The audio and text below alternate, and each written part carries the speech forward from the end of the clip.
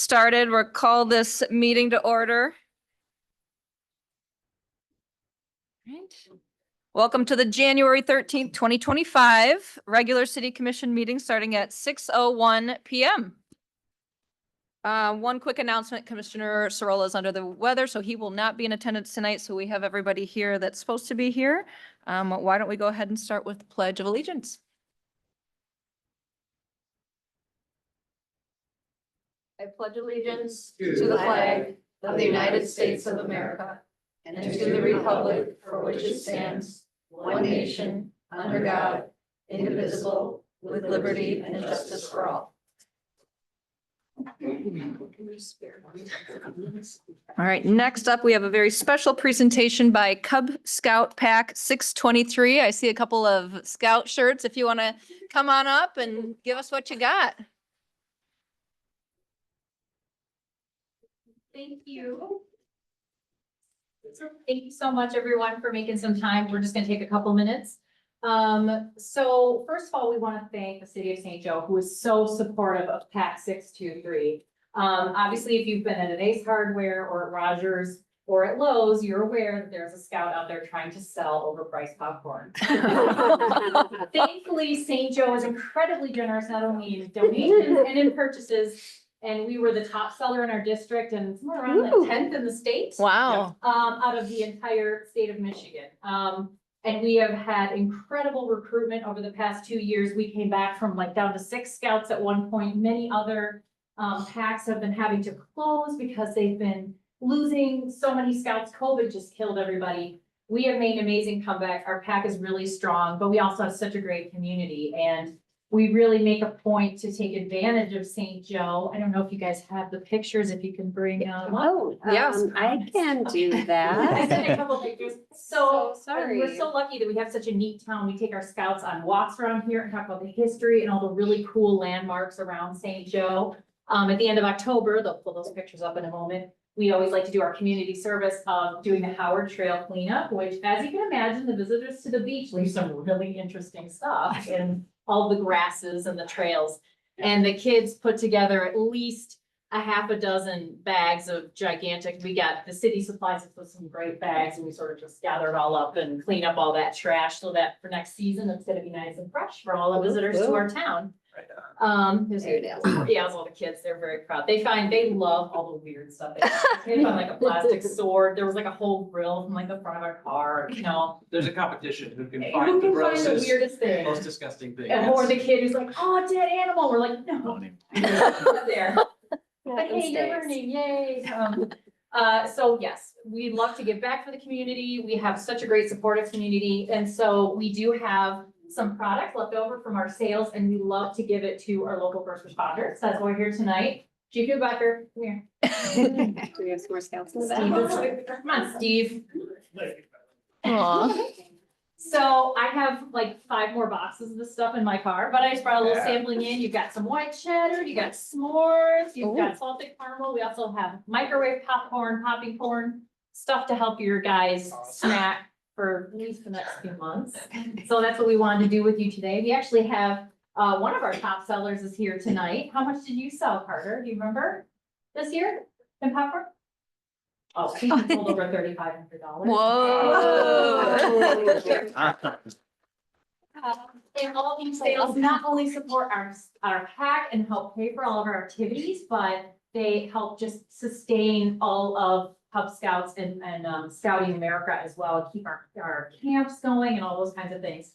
And if anybody doesn't know Ben Rhymes, which I'm not sure if anyone doesn't know Ben Rhymes, but he is our pack leader. And so he was kind enough to come as well tonight. Is there anything else you want to say, Ben? I just want to say thank you, because I know that the city and St. Joe today have been very supportive of allowing us to kick off our popcorn fundraising season on the Bluff.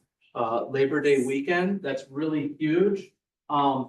We are the last remaining Cub Scout pack in St. Joseph, 624 at the Catholic Church, they folded this year. 607 at EP Clark, they fold, oh no, sorry. They're still in existence. They're technically in the township.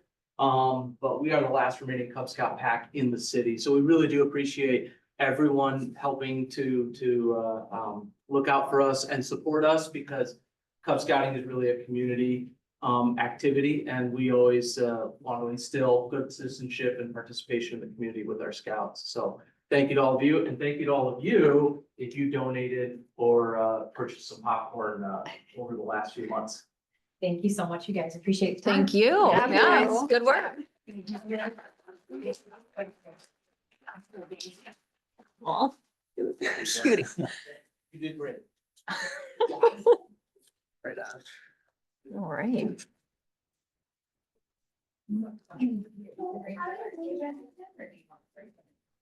Okay, all set with that? All right, thank you again, Cub Scouts. Let's move on to approval of the agenda. What is the pleasure of the commission? I move to approve the agenda as presented. I support. Right, Abby, call the roll. Mayor Thomas, Yes. Commissioner Binkley, Yes. Commissioner Ulrich, Yes. Commissioner Fernandez. Yes. Now we move on to public comment. This is for items that are on the consent agenda or not on our agenda. So please limit your comments to 3 minutes. And if you wouldn't mind coming up to the podium to state your name and address. Yes. Absolutely. My name is Stephen Nosich. I live at the Woodcomb at 509 Ship Street, and I have a couple of questions.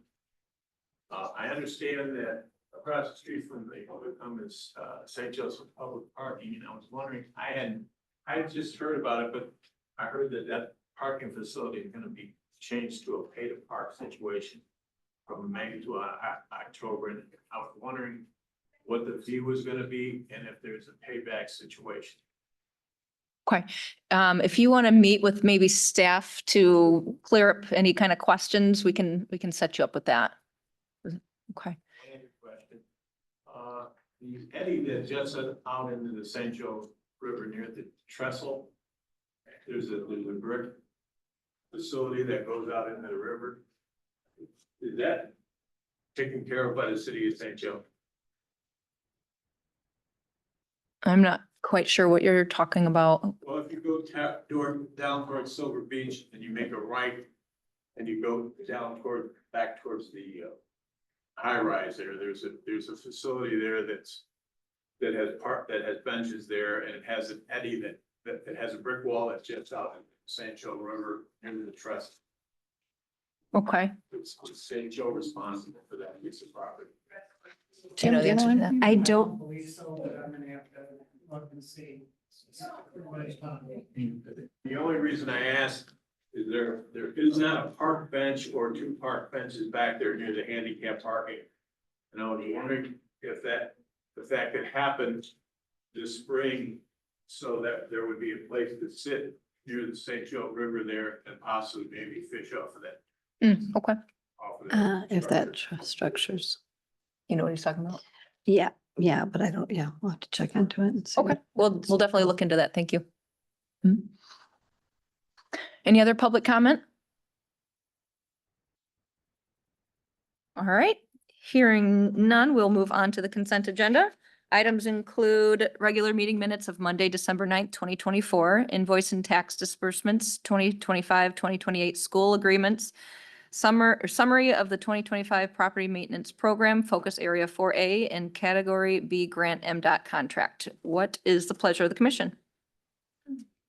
I move to approve the consent agenda as presented. support. Okay, Abby, call the roll. Commissioner Binkley, Yes. Commissioner Ulrich, Yes. Commissioner Fernandez, Yes. Mayor Thomas. Yes. Item number 10, Silver Beach County Park Traffic and Parking Update.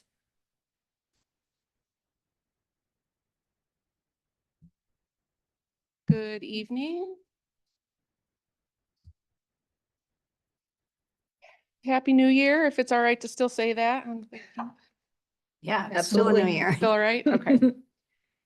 I am here to just give you a quick update on the projects that are occurring at Silver Beach and on the Walker Consultant report that we received from over the summer. The playground construction is underway, and the weather over the next couple of weeks will determine what is able to happen, but our goal is to have the playground completed by Memorial Day of 2025. also have been working with our concessionaire to do some improvements in the concession area. And the planning commission, your planning commission reviewed that at the January 3rd meeting, and the public hearing for that project will be here in February. We're looking forward to that. We, with the Walker Consultants, I do have printed copies. Would anyone like a printed copy of the packet? It was emailed, but thank you. I have If one. you have it, Joe, I'll Yeah. take it.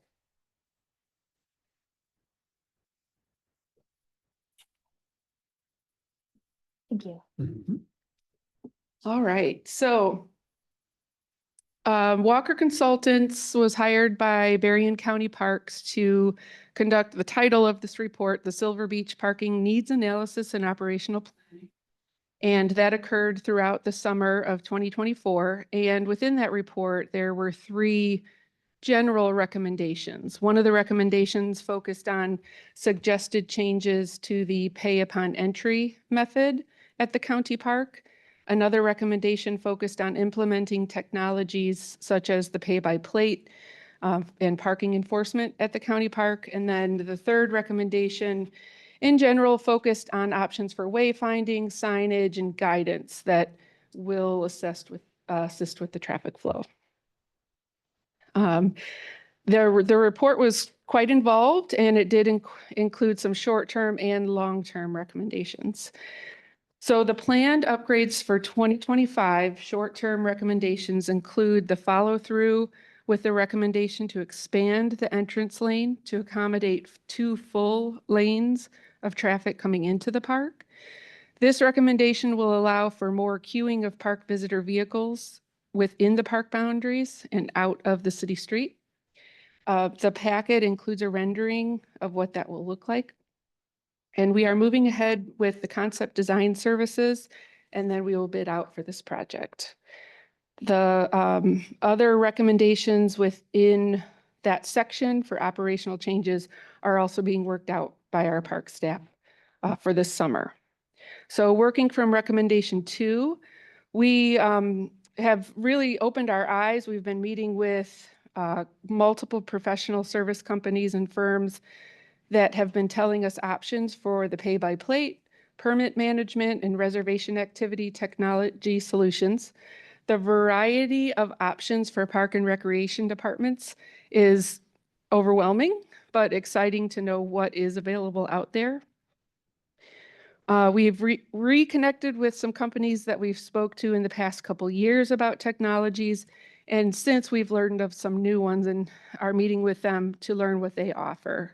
And as we are researching these technologies for the county park and honing in on what option's going to work best for us, it's important that we choose an option and invest in an option that's going to benefit the entire county park system. It's very important to us that it fits within our whole system, along with reaching and meeting some other goals to better manage the traffic outside of Silver Beach. And then within recommendation 3, Walker outlines wayfinding measures to assist with traffic flow. And this is really investments in helping public education, letting people know what to expect as they're driving through the area and towards the park. We actually see a lot of potential in this one. The companies that we've met with have shown some promising products, and we're gathering pricing on some of those, including installation costs. Another aspect of this recommendation is county staff would like to connect with city staff, and any messaging that we do about arriving into town, the park's available, and parking, we want to make sure that we're putting out similar messaging, because we do understand that for Silver Beach anyway, approximately 25% of our visitors are Berrien County residents and 75% are out of county residents. So any messaging that we put out on social media or through our website, we would like to have the same messaging between the 2 entities. I anticipate implementing the short-term changes by summer of 2025 and observing traffic flow and existing issues through 2 summer seasons, including the effect that the second full lane has on the intersection of Lake and Broad and the flow of traffic through it. And during this time, the improvements in operations at the concessionary area are a very important part of these scenarios. We will have the opportunity to gauge the success of the concession stand improvements and the potential for increasing park revenues through the users of that concession stand. And the reason that's important is because as we've been talking with the parking tech companies over the last couple of years, and based on the Walker report, we understand that implementing a complete parking operational change is going to be very expensive. And knowing that technology upgrades are inevitable, it's important for me to weigh all of these revenue options so that we can invest in some of these improvements. By the end of season 2, we'll be able to determine what additional changes are needed to the physical entrance and what technologies make the most sense and work for the county park system. This report itself focuses mostly on internal operations at the county park. And I do want to add that I appreciate the city staff and their willingness to also focus on the pedestrian traffic. The pedestrian traffic management also plays a part in managing the vehicle traffic through that intersection. We've also appreciated seeing the report that the city commissioned for counting vehicles and pedestrians that traverse that intersection. And that data has been very helpful for us to get a handle on the quantities that we're talking about. So as we've done every year as well, at this time of year, we are updating our emergency management plans for 2025 and meeting with law enforcement and really focusing on everything that we can do prior to summer of 2025 to have a fun and safe season. Are there any particular questions? Well, number one, thank you for working with Walker and getting some suggestions. They have great suggestions. It would be great if we could follow all of them. Yes. I'm glad that you're starting with some. I hope it will alleviate some of the problems. The third lane, I'm a little skeptical that it's gonna alleviate huge traffic backups, but I'd like to see us maybe meet before 2 years are up. I feel like something more should be done prior to that. I agree with what Michelle's saying. 2 more full seasons. I mean, I think we know what adding the lane is going to do. I don't understand why wait 2 years to evaluate what that's going to do. And also, I mean, we have concessions there now, correct? Yes. So we know what the incomes, situation is like. I don't understand why we need to wait to see how much is it going to cost to, fit within our budget. Like, what your current budget is. And if this is an inevitable project, something that we have to do, why wait to understand what your potential future concessions income, which may be better, maybe worse. Like, you're hoping they will be better with upgrades to that. But why wait to understand what that income is? You know what your income is now. I think you can budget in what this inevitable project is now. I don't understand why 2 years. Certainly look forward to a lot of conversation sooner versus later. I mean, the lane seems, that's a good upgrade. Let's do it. Easy to do. And I understand it's expensive, but we are talking about a single parking lot. Not necessarily, in an entire downtown area, for example, as we're also doing. And, while I appreciate a sense of wanting to make sure that it is good for the county, I certainly would want to do the same. And I think we do the same thing at the city level.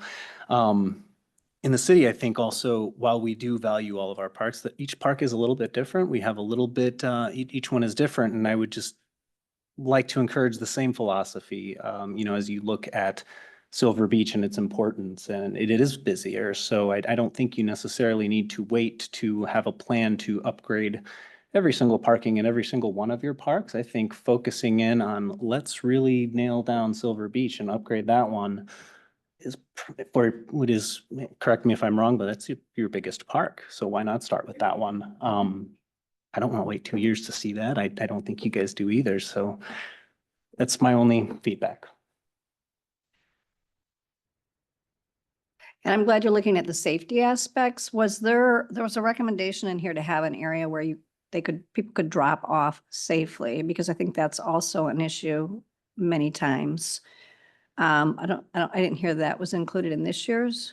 Well, we've tried that and we're happy to bring those, the results of how it worked before back out and what kind of improvements we can do for that as well. I think that also depends on, working directly with the city and Mhm. what that street in that area will look like and how best to utilize the space along there, depending on where along that street a drop-off site is most safe and that won't impede traffic. So absolutely, we certainly would not wait 2 more years to talk to people. We want to talk, especially with St. Joe Public Safety, on a regular basis about this stuff and give updates on these kinds of things. So we wouldn't want to wait 2 years. And on the topic of a drop-off area, we do see the benefit of that. And if that is located on just outside of the park, on Lake Street there, we can certainly bring out what we did before and make improvements on that. Steve, were you involved in that at all? Was that at all helpful, or do we need to add another? On Lake Street, the drop-off Mhm. area, it was successful the first couple of years. But we also would have to then close off Lake Boulevard on top of the hill to make it Mhm. successful. Mhm. So we could definitely try that again. So one of the things that Brian and I talked about, if you don't mind, Brian, is putting together a working group as we move into the summer, starting immediately. I volunteered Steve and Tim and and me, I think is grammatically accurate, to be part of that, to talk about, like Jill said, the pedestrian flow, locations where we might need to support changing traffic or making other kinds of changes to support drop off.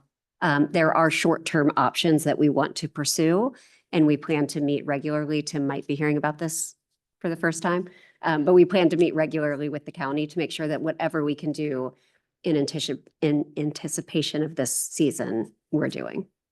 I think that's key, because especially for me, seeing that it's a 2-year, that this would be implemented here in 2025. And then we'd be waiting through the entire 2026 to possibly get a solution in 2027. I just don't think we can wait that long for it, because it's impacting, of course, and even the statistic that you had about 25% of these people being Berrien County residents. It's 100% Berrien County residents that live there and are being actively impacted by this too. So I want to make sure that we're keeping that forefront. And I think a working group is a great way to make sure that we stay on top of it. If it's helpful, I'm happy to do that too.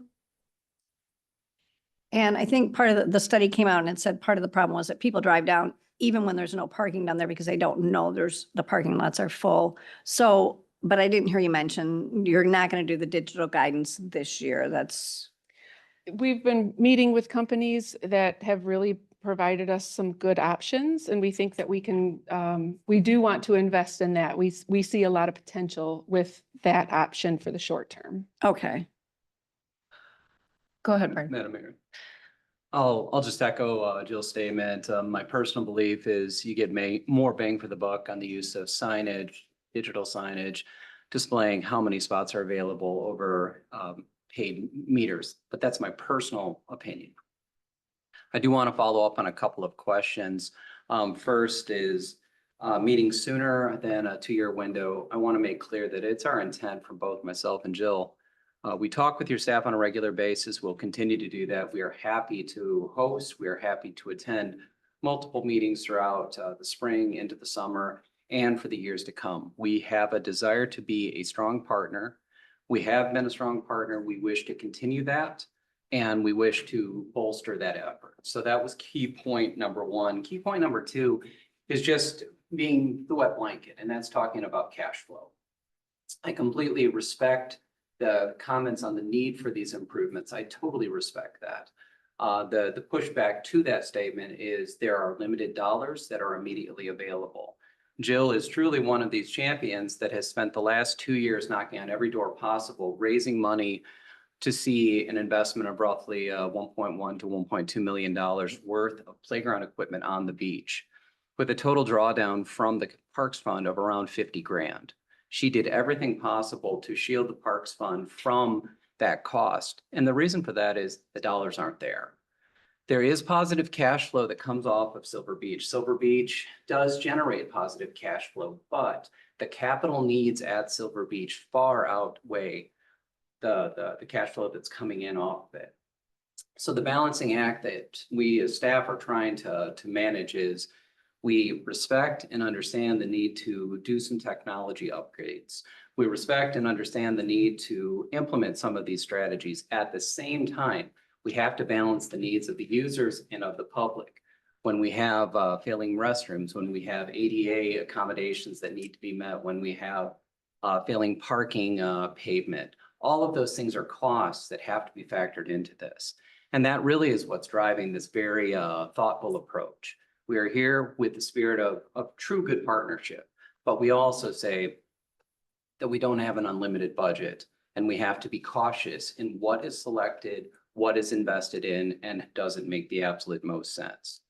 This past week, the board was updated on the need for these improvements. The board agreed with getting DLZ engaged and shooting for this lane addition to occur during the summer of 2025. It's our goal and our desire to have that implemented at the start of 2025. We will continue working with your staff, and as cash flow becomes available, we will certainly make more investments into the park. Now, with that said, we thank you for allowing us to be here and to speak with you. Our door is open. It will continue to be open. We look forward to working with the city throughout the spring and into the summer.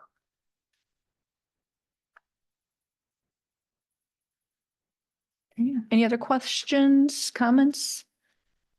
Brooke, can I just add, just to make sure everyone's clear, the lane addition is something that can be approved at the staff level.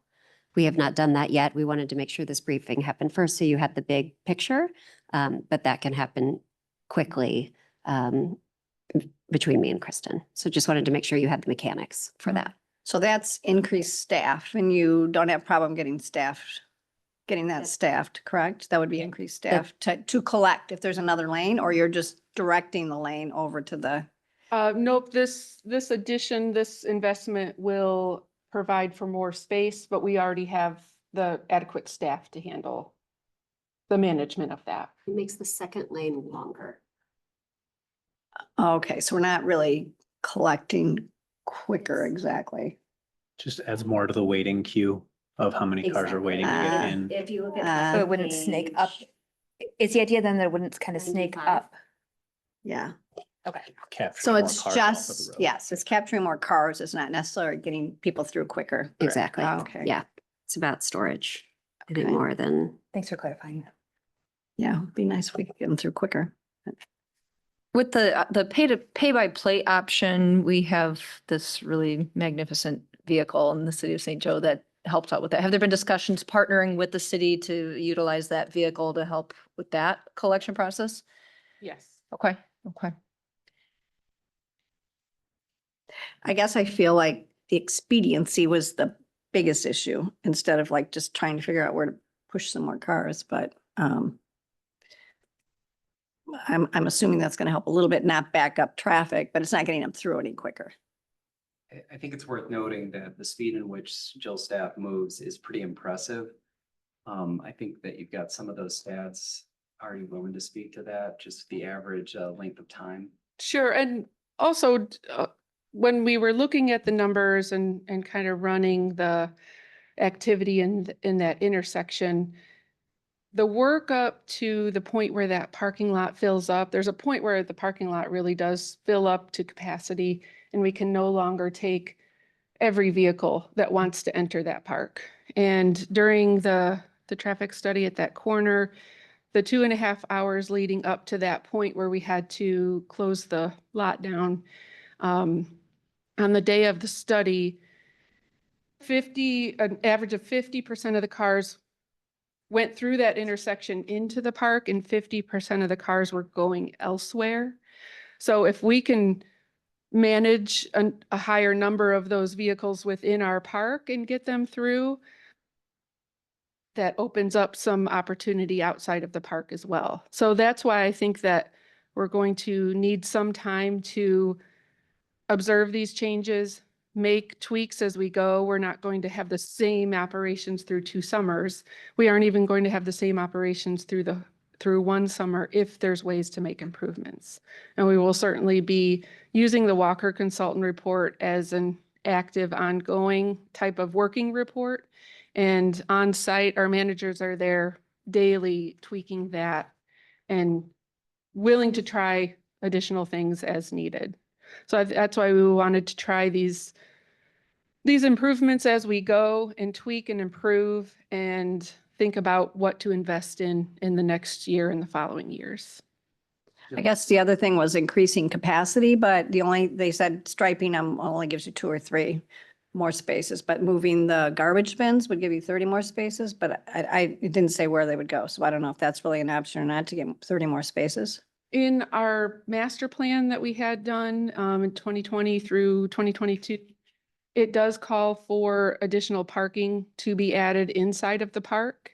And in that, those are some of those slightly longer term projects that we would like to implement as well. We know that adding parking at Silver Beach will benefit the county park revenue wise, and those revenues then will be put back into the park itself and making more of these improvements. So that's not something that could be done quickly for this first season? That's not part of the 2025 plan. Again, we're talking about just budget limits. The bulk of the capital improvements that have occurred there are tied directly to MDNR grant funding. It's a multi-year process. Each year, we're going after grant funds to help offset some of the costs of the improvements to the park. Outside of a new revenue source, we are somewhat limited in how much we can get done on an annual basis.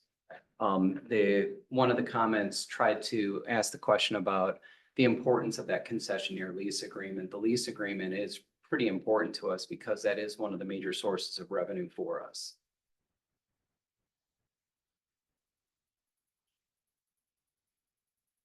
Okay, that's all questions I had. I don't have any other questions. I mean, what I'm understanding is, I mean, you guys are being as creative and as you can within the budgetary constraints, which ultimately I don't think that comes down to you two. You're doing the best you can with the dollars you have. I think that the county, our county commissioners, staring at a couple of them right here in our room, is where needs to advocate, for. And I know that we have a partner at that level in Ray Ante that advocates for us, but he is but one of that body. So just let us know if you need an extra push at the rest of the body.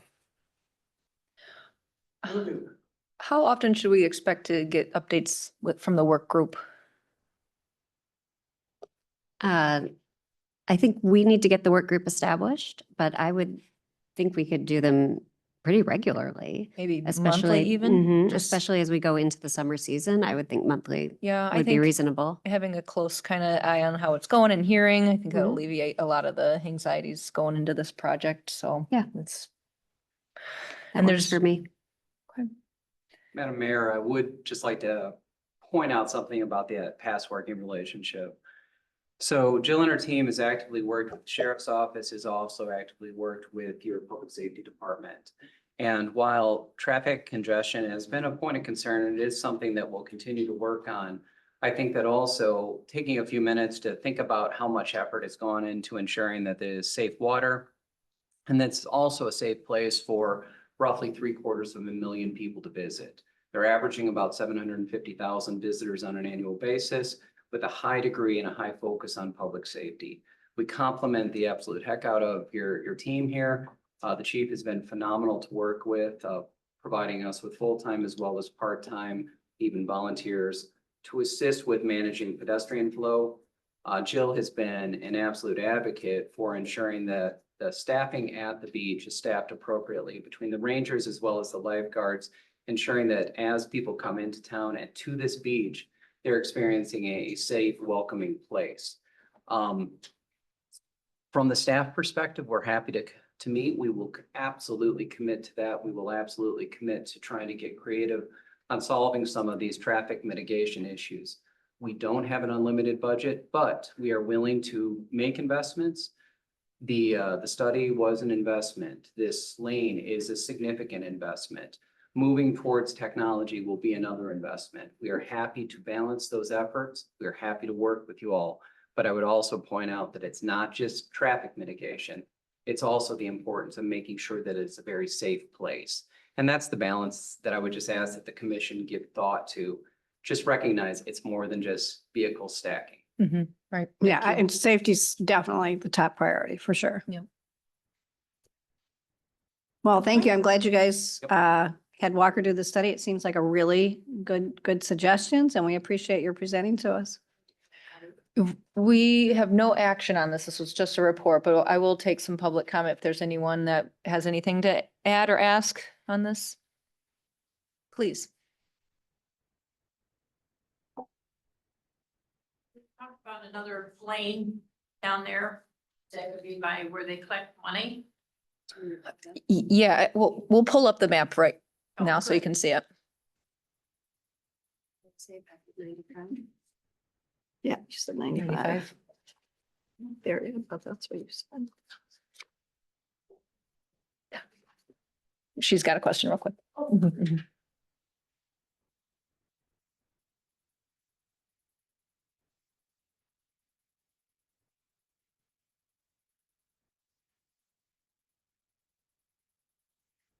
Okay, hopefully this is coming up on the screen. Yep.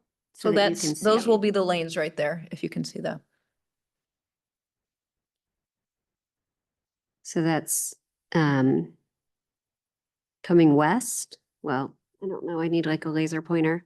You know, as you're going into the park, it's just going to extend an extra lane to the right.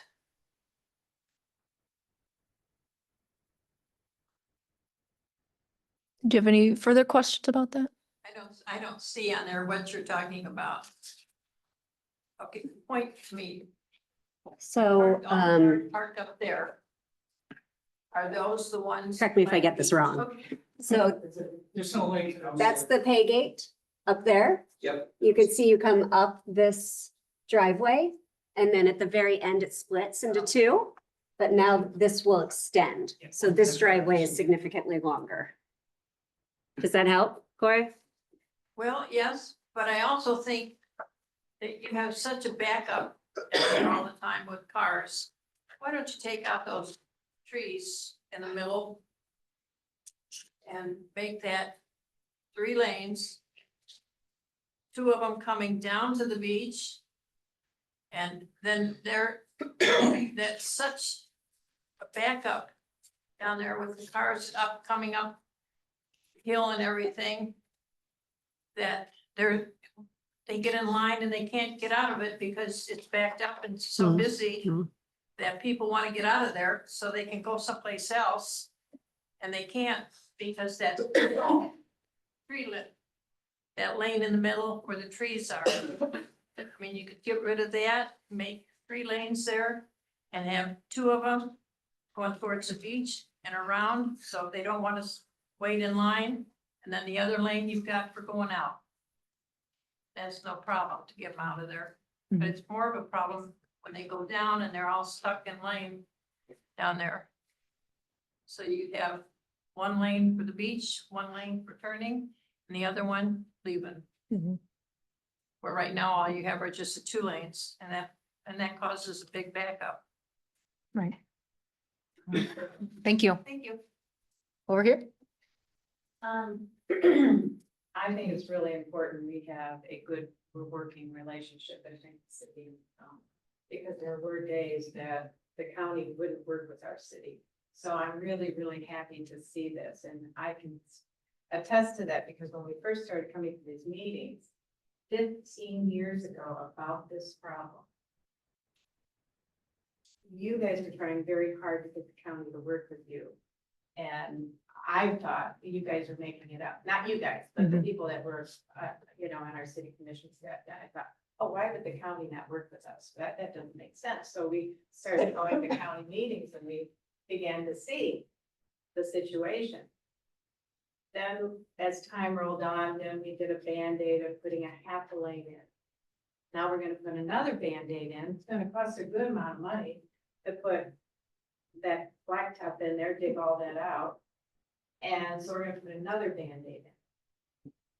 And as watching this go on for 15 years, I cannot for the life of me understand why our city doesn't put a foot down and say, you know what, until you truly resolve this, no more Band-Aids. Because I've seen with the second lane, half a lane, it's all the way backed up. I'll walk over there. Why don't you guys why aren't you guys taking tickets over here? Well, because somebody has to tell us we can't leave our post. I said, so they don't let you make the decision that if you see it's backed up, that you can move over here and start taking, and you can get a group over here and start taking tickets? No, we have to wait for the direction. So I can tell you how that addition of lane has worked. We've seen it time and time again. I just feel like, you know, I just feel like the city has got to finally say, hey, you know, we really need a solution. We're gonna spend.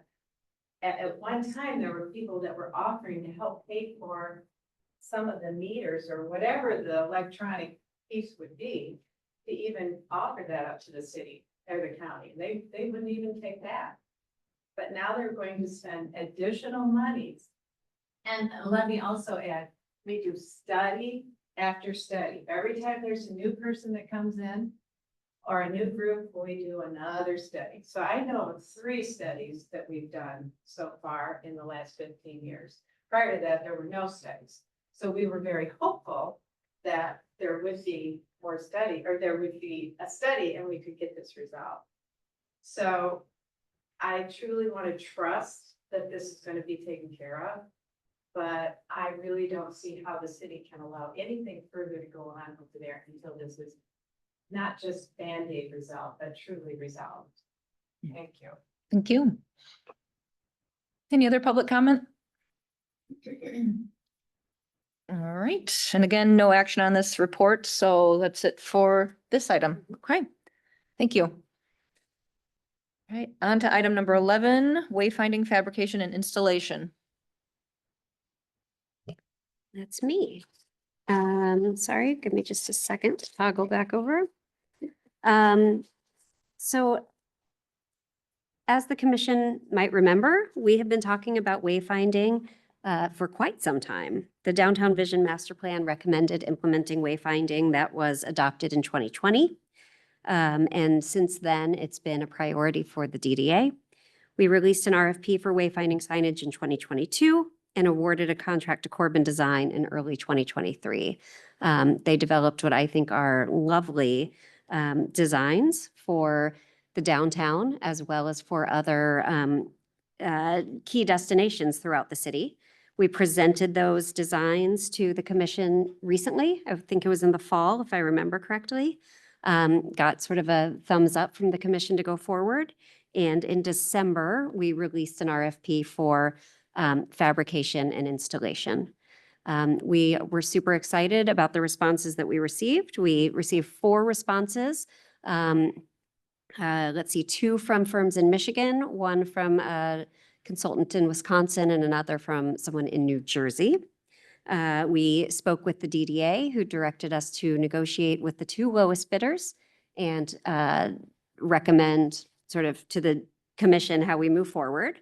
And so we did that. We had some follow-up conversations to explore experience and fit for this project. We came back with a recommendation that we go forward with Valley City Signs from Comstock Park, Michigan. They were the 2nd lowest bidder. They did drop their bid as part of the discussions to $298,500. All of the backup materials are here, and I'm happy to answer any questions. But the hope is that if the commission is comfortable, we would move forward quickly with Valley City with a goal of getting the first round of signage in place by Memorial Day. And being on the DDA, I've seen this presentation multiple times, so. I just want to share that there was a lot of discussion too about the lowest bidder just didn't have the right experience. And so I don't know if you want to speak more of why we're not choosing that lowest. Yeah, bidder. I think that's right. There were a few concerns. One is they didn't have a lot of municipal experience sort of this scale. When we talked to them, they named one relevant project and then, oh, well, also there was a second. We weren't really happy with it. When we talked to Valley City, they named, 15 in a row projects that they've done for municipalities in Michigan. So the level of experience felt very different. They also didn't have experience. They had some experience working with a DOT in Wisconsin, not a ton, and no experience working with MDOT, where again, Valley City had a lot of MDOT experience, which is really helpful. We were also a little bit concerned about the cost and how realistic it was. How low it was. How low it was, that's right. We didn't want to have any surprises on the back end. Thank you. Mhm. Any questions from the commission? No. Nothing. Nope, we've seen them a lot. Yeah, we Thanks, have for- seen all the. Cool. Thanks for doing all the work with the bids too. I'm glad it worked. I'm glad we found someone. Yeah, me too. Well, it's nice to have a team. Kelly did a whole lot of the lift. Wonderful. Thank you. Well, then what is the pleasure of the commission? I move to approve the wayfinding fabrication and installation proposal submitted by Valley City Sign to be paid from the capital improvement fund allocation to downtown improvements and authorize the city manager to execute the proposed contract subject to city attorney approval. Support. Any public comment on the matter? All right, Abby, call the roll. Commissioner Ulrich, Yes. Commissioner Fernandez, Yes. Mayor Thomas, Yes, Commissioner Binkley. Yes. thank you. Next item, number 12, ordinance approving contract with Benton Harbor JWWTP, second reading. Thank you. Excuse me. At the last commission meeting in December, this issue came before you and the commission approved the contract and the ordinance for the joint ownership, use and operation of the joint wastewater treatment plant. Because this is done by ordinance, it requires 2 readings. I think you had a pretty good description of why it was needed last time. I'd be happy to go over that again if you'd like, but I really don't have anything more to add than what they explained before. Emily and Tim laid it out very nicely. Benton Harbor did approve their ordinance, which is a mirror of this one, on December 16th. And if the commission approves the second reading tonight, the ordinance would take effective immediately.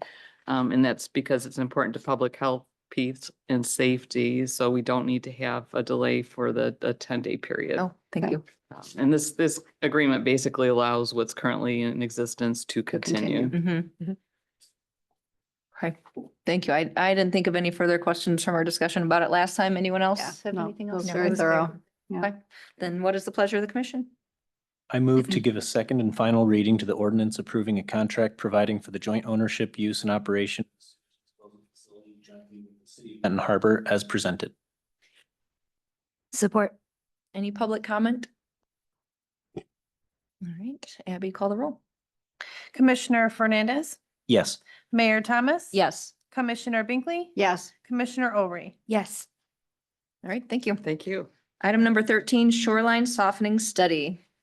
So Greg Wykamp has been very patient in the back there. He agreed to join us tonight to talk a little bit about the shoreline softening study that we have been working on. He has been leading, funded through the MEDC.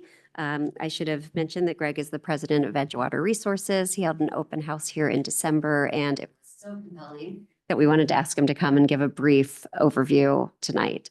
Greg, I have slides. Do you want me to present? Okay, please. Thank you. Sure. And just to put a little context to it too, this was, this study was the result of the money that we received from, that Representative Andrews was able to secure for us. It was $200,000 through the state of Michigan to do the study. And we get to decide where to go from there. Exactly right. Yeah. So I think the funding went through MEDC, but thanks definitely to Representative Andrews. Correct. Yeah. So that pops up there. So yeah, the key for everybody to understand is this is a study to explore kind of new and innovative strategies for shoreline protection. I think we've all been really intimately familiar with all of the issues around the shoreline over the last, particularly when it's a record high water and then record low water. We're currently on a downward swing at the moment. But what you can see in this image is a really good expression. This is looking from north to the south. And one of the things that you see right away is we have this thing called littoral drift, which is the sand that moves down our shoreline. And that littoral drift is the thing that actually provides the continual beach nourishment of our entire shoreline, except when you build a pier and it interrupts it. And you'll notice the difference in color in the water. I'll be brutally honest, that color in the water isn't exactly the sand, but it expresses the exact same movement of the sand. This is actually a layer. What you'll see is we tend to have this buildup on the north side and we have the starvation on the south side, and you can see it on every single harbor. And one of the things that we need to look at is, as we get downstream, what are the different ways that we manage shoreline protection, trying to get away from hardened shorelines, which actually makes the whole problem worse because we're stealing that sand from the drift. And then one of the things that you'll notice in this plan is that the sand actually moves off. So if we can go to the next slide. So we're exploring potential strategies. They're new and innovative strategies for Michigan. They're not necessarily new in other places. We've already done this exact thing over at Illinois Beach State Park. We've done it down on the Intercoastal Waterway. It's done in many of the other Great Lakes. I'll point out that Eagle is not opposed to these things. They're just, since we haven't done it before, there's not a established rubric for how do they approve it. That was one of the purposes of this study, was to say, okay, what are the things that we'd like to do? What are the environmental things that we need to consider? And so forth. And so as you can see the funding there and partnership with the county, City of St. Joe, and Representative Andrews. So next slide, please. So that yellow line on both sides indicates what this thing that's called littoral drift is, and that's the sand that moves north to south, and that's just a factor of our wind and our waves. We have a prevailing winds out of the west and northwest, and that pushes sand to the south. Next slide. A little bit of a zooming in here. What you see here, this is our harbor, of course. And so the little yellow dashes coming off the beach, what that represents, and that's something that happens the entire shoreline, and that's material coming off of the shoreline, going into this river of sand that moves north to south. And that continues to move north to south until you hit an object like a pier, and then it stops, and then you see it starts to get pushed offshore. A little bit of that actually makes it back around the pier and heads on south. And one of the things that happens is we end up with a large collection of sand depositing off the North Pier, and that's a thing called the depth of closure. So when that sand is moving through the water in this natural current, once the water gets to be about 20 feet deep, the sand falls out of the current, and it actually falls out of that littoral drift pattern, and it actually is the cause of why we have starvation everywhere south of every pier in Michigan. None of these are secrets or surprises. We haven't caught the Corps of Engineers in anything. They know this. This has been a known and understood fact for 100 years. When Congress stopped funding bypassing efforts in the 90s, the problems got worse. So what we're looking at is trying to study what are the things that we could do to solve this problem and come up with some innovative strategies. You're all familiar. Next slide. I'll jump on here. This one. So there's just another really great picture. If you look in the lower left, that's our North Pier. And you can actually see that giant sweep. And again, that's not the actual sand. It doesn't go that far offshore, but it expresses exactly the currents that we're talking about for the larger sand particles that we keep. Next slide. So what are our existing shoreline strategies was the do nothing. We just let it go. And that works in some areas, tucked in beautifully behind the pier. The Silver Beach does fine. Also because Discornia Beach and that area north up to Gene Clock is that works fine there. And that's why we have the shoreline ordinance we do, that we don't want more structures in there. Once you get a little bit farther south, down by the water plant and down by Alliance Beach, we end up doing things called beach nourishment, which you've all seen every few years when the Corps dredges out of the river and it puts it on the sand. That is an ideal strategy. It's probably the best, lowest impact strategy, with the exception that it naturally keeps on moving south. So I was described as beach nourishment as spreading $100 bills on the beach and watching them blow away slowly over time. So the question would be is if we could make those, either make it so cheap that we can afford to do it regularly, or if we could put it there and make it stick around a little longer, we could do it more cost effectively. And that's one of the things that we're trying to do is, one, find a cheaper source. And that cheaper source is it's already being dropped right off the end of the pier and sitting there in the lake bed. And two, if we put it there, we're going to look at some strategies for some different offshore armoring strategies that allow us to use those natural currents to put the sand back on the beach and keep it there. So those are the two major things that we're looking at as a study effort. So let's jump to the next slide. You're all familiar with this clearly legible chart. This is the Army Corps of Engineers explanation of the water levels. I'm not going to get into this because it'll take me the rest of the presentation, but it's showing us what the water levels are doing. Red is actual and blue is long-term average. And you can see we're now pushing into a little bit lower edge. Now, I want you, if anybody's getting really excited, in 2013, we were way down 2 more feet. So we're nowhere close to record low. We're just under long-term average. So now is a perfect time to think about these things instead of waiting until crisis mode. Next slide, please. So there is your dredging off of the shore. This is one of the every other year. That's this large piece of equipment. When we call it hydraulic dredging, think of it as the world's largest shop vac, sucking up about a 90% mix of 90% water and 10% sand out of the channel, and you put it on the beach. Next slide.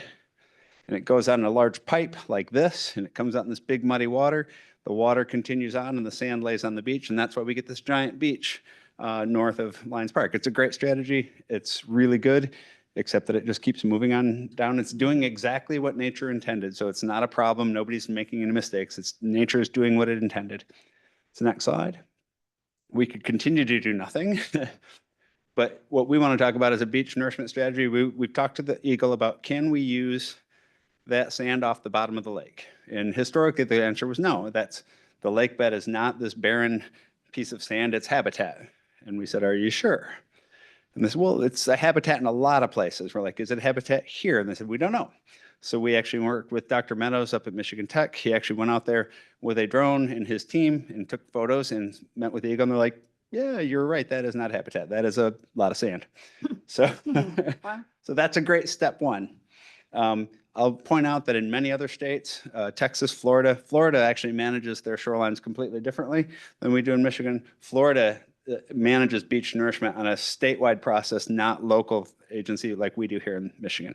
Completely opposite. The funniest thing in my world, here we fight to get funding to do beach nourishment. In Florida, they fight to stop beach nourishment because if you put beach nourishment in front of my condo, the riffraff can get out in front of my condo and sit there. It's kind of funny. So the Corps of Engineers has a project called Engineering with Nature, which is recognizing that we're never going to beat nature. Could we start working with it? That's a good idea. And so the idea is what we call pre-nourishment. Can we put sand on the beach? Then can we put these segmented breakwaters? And when we build those breakwaters, can they actually create habitat? Can they create those features and so forth? So we'll jump to the next slide. So this is an example of the future of armoring structures. So if you've been over to, if you're a marina guy like I am, if you go over to 31st Street Harbor, you see this giant half-mile long breakwater, big giant wall of rock. I designed it. It was great. We wouldn't do that again if we can avoid it for a number of reasons. This segmented structure you see here, this is in the Intercoastal Waterway in Fort Pierce, Florida. And those small segmented structures actually provide the same level of protection from wave energy as a solid structure. But as you can see, it also allows habitat to move through there. It allows better water circulation, so better water quality. But if you jump to the next slide, I think I show, actually I didn't. Jump back one, please. If you want to watch the whole entire video, if you have trouble sleeping, you need an hour and a half lecture on coastal engineering, you can look at the video. It is posted, I believe. Actually, we use the way that the shapes are set up, we use the natural current to direct the sand. In this case, we pulled the sand around this marina and kept it going to the south. We're looking to the south here. Before this was in place, the sand would go right through the marina and they would have to dredge it out every couple of years, which is an incredibly expensive thing to do. So this uses the natural currents to move the sand around. Let's jump to the next slide. And those don't erode? Nope. That's the whole idea. The next slide, this is at Illinois Dunes Beach State Park at the very north end of the state of Illinois. This is the exact same thing, except it's doing the reverse. Instead of pushing the sand around the beach, it's asking the sand to turn around and go back to the beach. So what's happening at the very north end of this, you're seeing a big walled structure, and that's why this beach has this big gap. So they've lost tons and tons of beach, like it's gone back 100 feet. And they've lost it. So these structures are meant to stop that erosion and also to turn the wave action around. I think if you jump to the next slide, you will see you can actually just make it out. If you're looking in the foreground here, you can just start to see some waves that are kind of marching to the south. And when they get to the end of these structures, they actually turn 180 degrees and that sand gets pushed back over to the beach. Now, it won't go there forever and it won't eventually fill out to the rock and then the rock becomes the new edge. The physics of the way this works, it will pull the sand out to a certain point and will keep a soft shoreline, and those rock structures will continue to protect it. Those rock structures were also designed with the habitat folks to have very specific rock sizing and gaps and openings to support habitat, so fish habitat and so on. Really cool strategy. Yeah. No pumps, no machines. Once you build it, it just works. You don't have to keep paying for it. So what I would like you to visualize is we could theoretically, down at Lions Park Beach, where we have all that steel sheet pile, we could theoretically grab sand off the bottom of Lake Michigan from the north side of the pier at no impact on habitat or any other negative downstream influences. Take that sand, put it on the beach in front of Lions Park. And then if we did some of these structures offshore, they would keep that sand there and get some of the new sand to continue to go there onto the beach, and it would reach a point of equilibrium. And then the sand would continue to bypass it just like it does now, except we would have a soft beach, a protected beach. We just bury all that steel on Lions Park, and somewhere down the road when we realize, yes, it really works, you can pull the steel out. But we would bury the steel now. So jump to the next slide. So we went out and collected what's called bathymetry. That's just a topo map, but at the bottom of the lake, we did the underwater photography, sediment samples. Is it clean? Is it the right size? Can I put it on the beach? Will it stay there? Of course it will, because this is how nature has worked for a million years. Funny how that works. And then identified potential sites for where we could get the materials, and then where we could put it, make sure where we're putting it is not habitat. It has to be not habitat where we're taking it and not habitat where we're putting it. And then looking at that. So jump to the next slide. So that is a lovely bathymetric map. This was done by SeaWorks in Benton Harbor. Incredibly sophisticated side scan sonar. This is the least complicated of all of their drawings, but it basically shows us exactly where the sand is, exactly where the ridges are and how they're accruing. Fortunately, we also have multiple years of data so we can see how it's changed over time, which is very good. We'll jump to the next slide. That is a underwater drone that Michigan Tech put in the water, and that thing went down below, and those stripes that you see on the right, those are lines where we specifically did transects of imagery. And if you want to go to the website that's here, you can look at 10,000 pictures of sand on the bottom of Lake Michigan. It's very, very exciting. There is actually some places where there's some cool stuff, but mostly it's just sand, which is actually, that was good news. That's what we wanted to see. I want to see lots of sand and no fish in these areas. Next slide. This is what we call a wind and wave rose. This is a graphic. So if you can visualize those white circles in both sides as our pier, basically. What you're seeing with these weird shapes is the prevalence of wind, and that tells us also the prevalence of our waves. And so our coastal engineering team could say, all right, when the farther out it goes, and the bigger the wind or the higher the wind and the higher the waves, the smaller ones, you can see that we're not too stressed about due west or even to the south. We need to pay very close attention to the north-northwest for obvious reasons. So next slide. And so what we did is we looked at the potential of 3 different ways that we might do some kind of a shoreline. So what you're seeing here, you've got Silver Beach on the right, you've got the neighborhood, you've got Lions Park Beach and the water plant on the very far left. And the idea here was this was a couple of strategies, and you see some shorelines after 5, 10, and 20 years. It doesn't look like much, but it's a very large scale, and that's well out into the lake. And that's alternative 1. Next slide is alternative 2. So different amounts of structure. And again, very high level concept at this point. We've done what's called numeric modeling. This is on the computer that's testing it out. And there's one more there at item 3. So different ways. So what we've proven with this, I think we jumped to last slide. What we've proven with all this is working with Eagle and the Corps that we have a new source for the state of Michigan of where we could get sand. You could find this same kind of source at every single pier, probably. They would have to go through the same level of effort to put the photography or a diver out there to go, is it habitat, is it not habitat, and document that. Where would you put it? Document that. We could do those things. So that's one thing all by itself. One of the answers might just be, we're going to find a cheaper way to do beach nourishment and forget this rock stuff. That could be great. That would be a huge step forward. Many places don't have the core funding dredging out their harbors like we do.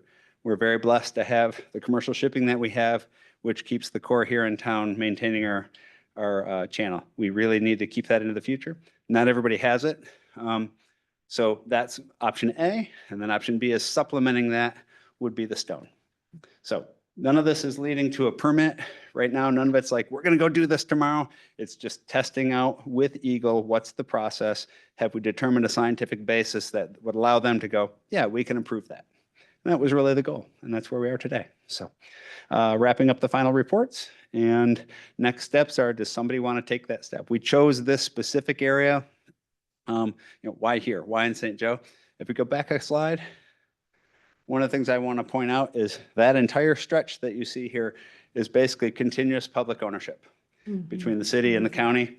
And that's critically important for our permitting strategies in the state of Michigan. Not that it has to be public, but it has to be a single owner or one or two owners that all sign. And if that was 100 private properties, it would be much, much more challenging because every single body has to be a part of it. So this is a great area for a pilot project, because if we wanted to do it, we actually have a pretty open path towards a permitting process. Wow. So again, that's a very, very brief explanation of a year's worth of work. And if anybody has questions, you can reach me. I think we go one last slide. We got some email addresses. And here's all the folks that were involved. So City of St. Joe, Berrien County, Michigan Tech, Seaworks, Avonmarsh, forgot them. They're over in Benton Harbor as well. They worked on the habitat piece, MEDC funding, and there's your team if you have any questions. So I'll take questions from anybody if you have any. Yeah. Any questions from the commission? Very thorough. I mean, I understood it. It seemed like it was going to be complicated, but I mean, it always comes down to the bottom line of cost, right? Is there? Absolutely. Yep. So one of the strategies here in terms of cost is, one of the nice things with the beach nourishment piece is what we call hydraulic dredging is by far the cheapest way to move sand from point A to point B. So a cubic yard is about the size of that little table in front of you, maybe like the middle piece of it. And I can move a cubic yard of sand from A to B for about $10. And so the nice thing is we don't have to pay for the source of sand because it's already there. And so that is about as cheap as it gets to do anything. It's all clean, it would be tested. We did all those testing. So we're not putting any potential contaminants on the beach, just like we've been doing. So yeah, it's a pretty good strategy. The stone is a more expensive as an option, but we can start with one and look at that one in the future. Yeah. So. Any other Very questions? promising. It's great. No, that was really cool. I think I had stopped in the public meeting and I caught only a half hour because I had to be somewhere, but I was like, we got to get this in front of the commission for everyone to see because it's really fascinating stuff. So thank you for taking the time No to worries. be Happy to here. help. Absolutely. So drop me an email if anybody's got any questions, happy to answer. So. Any public comment or questions? Sir, ma'am. Underneath the arm here. Years ago, they filled that all in. Mhm. Is it still filled in? My understanding is yes, that's still opaque, and that's why we're getting the growth of the beach on the north side. And when it wasn't filled in, the sand went through and it filled in the pier, and that's why they filled it in. So otherwise we'd have more dredging in the channel. Yeah. Makes sense. All right. Any other questions, comments? All right. Well, thank you again. Thank That you. was fabulous. Thanks. Thanks for having me. All right, on to item number 14, zoning ordinance text amendment sections 4.6.3, 464, 11, 12, 22. Allow medium heavy social institutions as a permitted use in the CO districts on the street level first floor Curious Kids Museum first reading.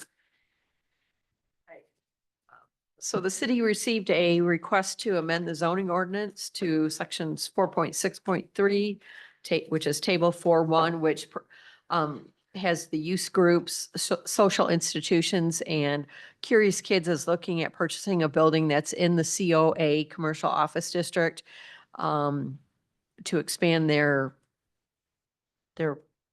event or projects that they have available. And in reviewing the zoning ordinance, we concluded that the use was not allowed. It was an expansion of what was there previously, and the zoning ordinance does not allow for non-conforming uses to expand. So we recommended that the zoning ordinance, one of the options would be to amend the zoning ordinance, which they did request. The Planning Commission conducted their public hearing on January 2nd.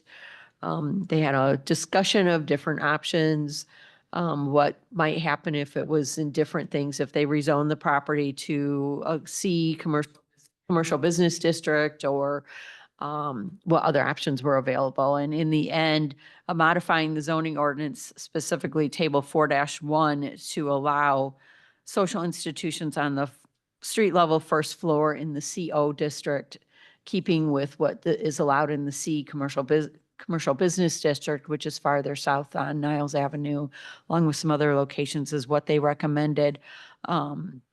This amendment would pertain to all properties in any CO or COA or COB districts. In the packet, there is a zoning map to show you where those are at, along with the area being described. So the applicant is here if you have any questions for them. As part of the conversation, even though it really wasn't part of the text amendment, the Planning Commission did ask questions about parking because the property is non-conforming. There is no on-site parking. And the way our zoning ordinance is set up, we look at the previous use and the new use and calculate parking, and we believe parking is fine. So, and they're also looking at obtaining a lease agreement similar to the previous tenant. So. Thank you. Any questions? No, I learned a lot by reading all this. But I can't think of any real downside to it. Yeah, even if other buildings decide to do this. Yeah, I'd agree with Michelle too. I think that, I guess I understand the history of why we had this, medium heavy use in the office space, but the reality is that we use office space differently now. And I'd love to be more hospitable to organizations like the Curious Kids Museum who want to be part of St. Joseph. So I'm excited. Yeah, I mean, I'm glad that this is the step that's needed to open the door to some of the changes that are going to come, to that facility, and looks great. No questions on my end. Great. Yeah. Exciting stuff. Thank you. I guess if there's no questions or comments, what's the pleasure of the commission?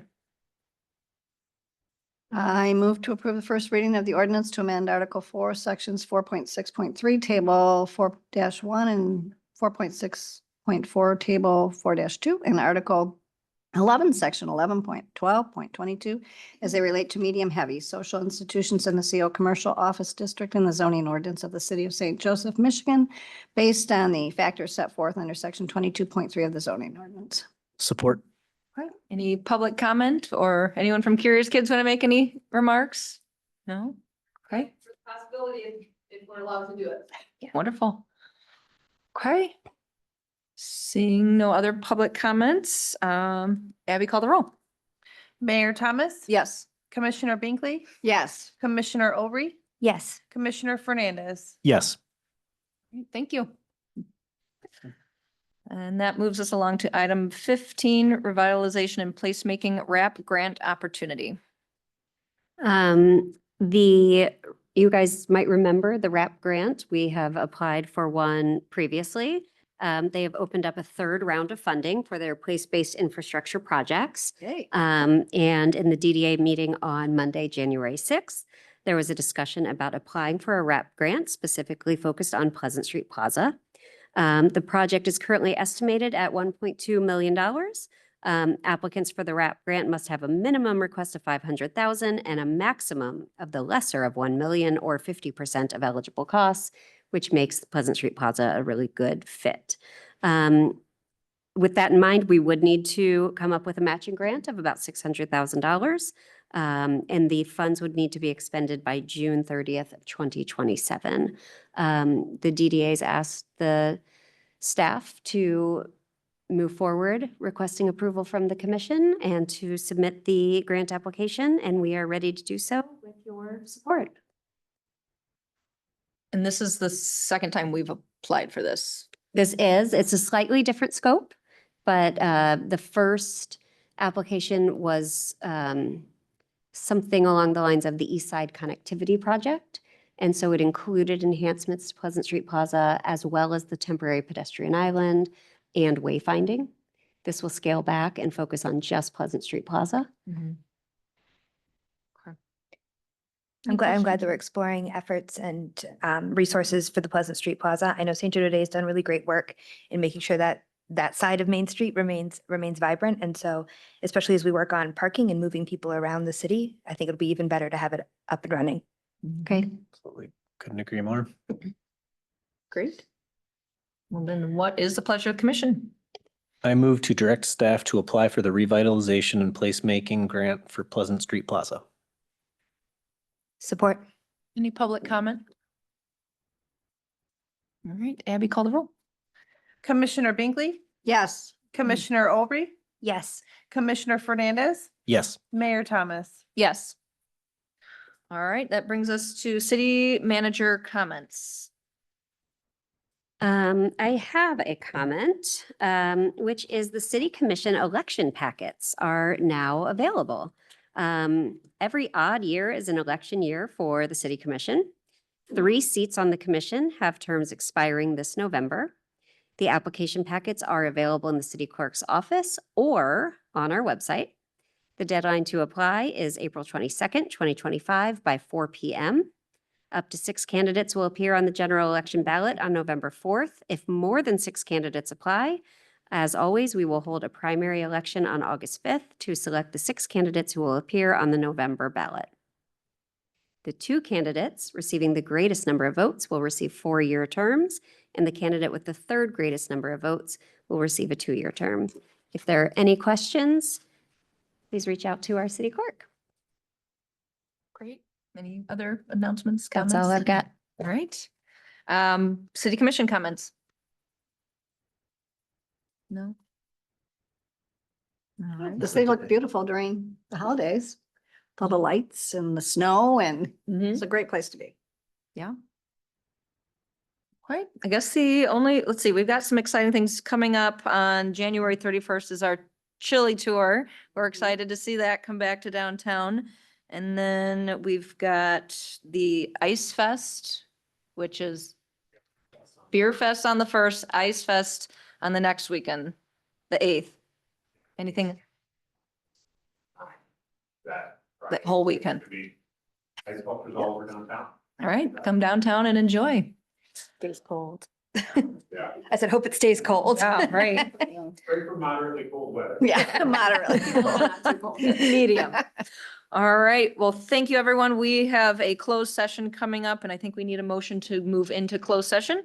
I move to enter into closed session for the purpose of review and discussion of confidential legal opinion authored by City Attorney Lori Schmidt containing legal advice and opinions subject to the attorney-client privilege and to consider the 90-day personnel evaluation of City Manager Emily Hackworth at Manager Hackworth's written request in accordance with MCL 15.268 H and A. Support. Public comment? All right, have you call the roll? Commissioner Olbrich, Yes. Commissioner Fernandez. Yes. Mayor Thomas, Yes. Commissioner Binkley. Yes. All right, thank you. We will be in closed session. If anyone wants to hang out, we will return to open session once that is over.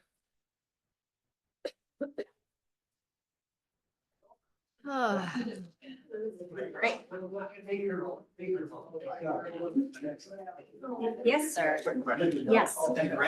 Yeah, yeah. It's with the curious kids thing. What are they allowed to do now? So, they actually. Pardon? Because they're an estimate, it's a magic. The prior one? Okay.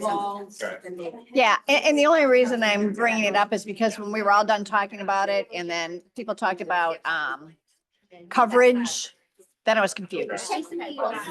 Okay.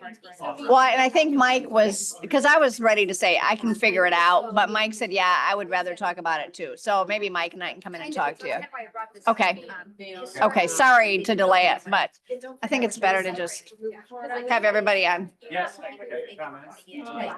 It's always so complicated. I think it was just the coverage aspect I'm confused about. So, Yeah, so. okay. That's what I did. Yeah.